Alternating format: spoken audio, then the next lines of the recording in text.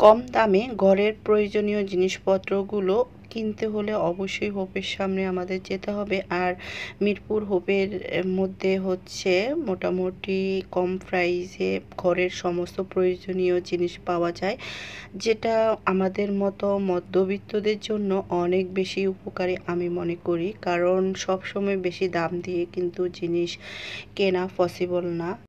ঘরের যত প্রয়োজনীয় জিনিস আছে হোপের এখানে কিন্তু মোটামুটি কম দামের মধ্যে পাওয়া যায়। আর যে জিনিসগুলা হোপের সামনে পাওয়া যায় সেগুলা কিন্তু ভালো কোয়ালিটির দোকানেও কিন্তু সেম একই জিনিস পাওয়া যায়, হয়তো 19 আর 20 কোয়ালিটি এরকম হবে, কম আর বেশির মধ্যে।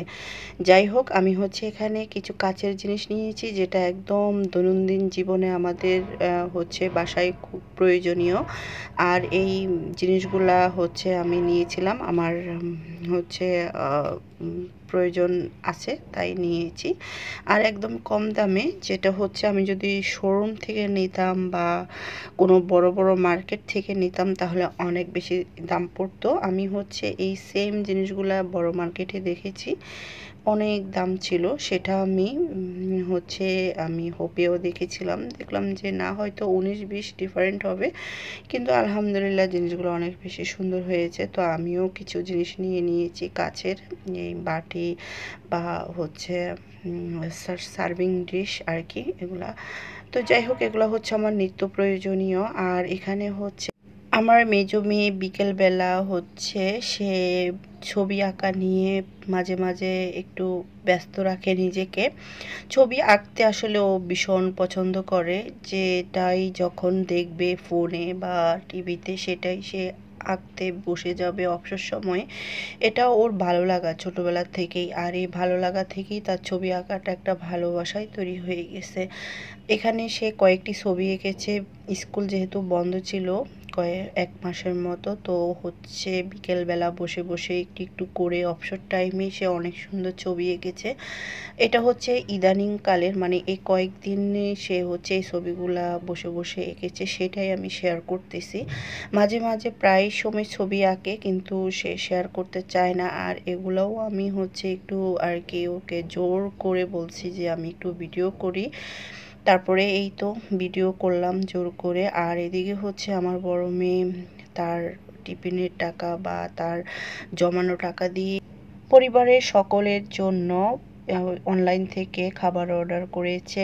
আর এটা হচ্ছে তার ঈদের টাকাও ছিল সাথে, বিশেষ করে সে পরিবারের সবার মা বাবা বোনের মানে যে খাবারটা যে পছন্দ করে, মানে পরিবারের পছন্দ অনুযায়ী হচ্ছে এখানে সে খাবার অর্ডার করেছে।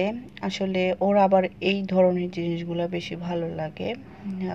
হাতে তার কোনোভাবে যদি কোনো টাকা আসে সে এই কাজটাই করে সবসময়। সবসময় তো ভিডিও করা হয় না, এই আর কি।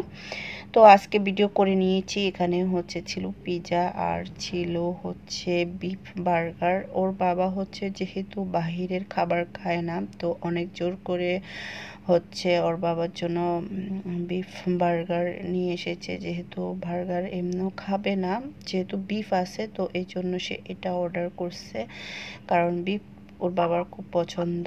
আর এখানে হচ্ছে আর আমার ছোট্ট মেয়ের জন্য ও আমার বড় মেয়ে ঈদের টাকা দিয়ে বড় একটা ললিপপ চকলেট নিয়ে এসেছে। এটাতে ভিতরে ললিপপ আছে মোট 12টি।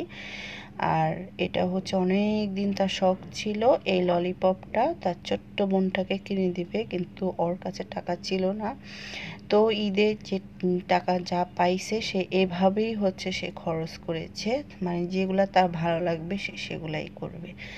যাই হোক, এখানে হচ্ছে এখন ছোট বোনটাকে এই চকলেটটা এনে দিয়ে সে নিজেও খুশি আর বোনও খুশি। আর এখন এই যে যুদ্ধ চলতেছে এটা খোলার জন্য। আর বিশেষ করে আমার ছোট মেয়েটা কোনো চকলেট খাবে না, চকলেটের প্রতি বলতে এই ললিপপ চকলেটটাই তার হচ্ছে নেশা। আর কোনো চকলেট সে খাবেই না, চকলেট খেতে হলে এই ললিপপটাই খাবে।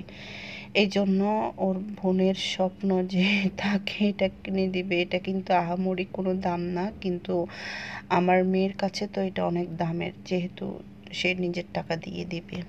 এই জন্য তো এই তো এখন হচ্ছে চকলেট ভাগাভাগি চলতেছে, কে কটা খাবে এরকম আর কি। আর যেহেতু ওরা 3 জন, আর এই তো এখন তাদের আসলে এই সুন্দর সুন্দর মুহূর্তগুলো ক্যাপচার করে রাখতে আমার ভীষণ ভালো লাগে। এজন্য আমি মাঝে মাঝে আসলে স্মৃতি ধরে রাখার জন্য বা এই স্মৃতিগুলো মেমোরেবল করার জন্য ভিডিওগুলো করে থাকি। যাই হোক, আজকের ভিডিওটা এখান পর্যন্তই। সবাই ভালো থাকবেন।